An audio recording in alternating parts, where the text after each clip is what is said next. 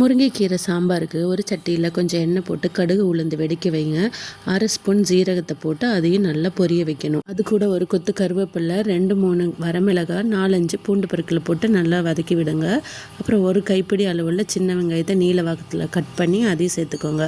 ஒரு பச்சை மிளகாய், அப்புறம் தக்காளி, 2 தக்காளி, பழுத்த தக்காளியை சேர்த்து நல்லா வதக்கி விடுங்க. புளி சேர்க்க போகிறதில்ல, அதுக்கு பதிலாக தக்காளி அதிகமாக சேர்த்து நல்லா வதக்கி விடுங்க. மூடி போட்டு வதக்குனிங்கன்னா சீக்கிரம் தக்காளி தொக்கு மாதிரி மாறிடும். மசாலா பொடிகளை இப்போ சேர்த்துக்கலாம். மஞ்சத்தூள் 1/4 ஸ்பூன், மிளகாய் தூள் 1 ஸ்பூன், மல்லித்தூள் 1 ஸ்பூன் சேர்த்து நல்லா வதக்கி விடுங்க.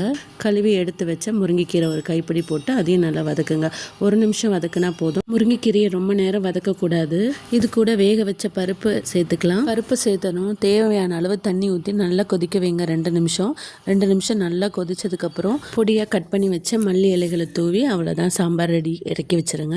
அருமையான சுவையான முருங்கைக்கீரை சாம்பார் ரெடி. உங்களுக்கு முருங்கைக்கீரை சாம்பார் பிடிக்குன்னா இந்த வீடியோவை லைக் பண்ணுங்கள்.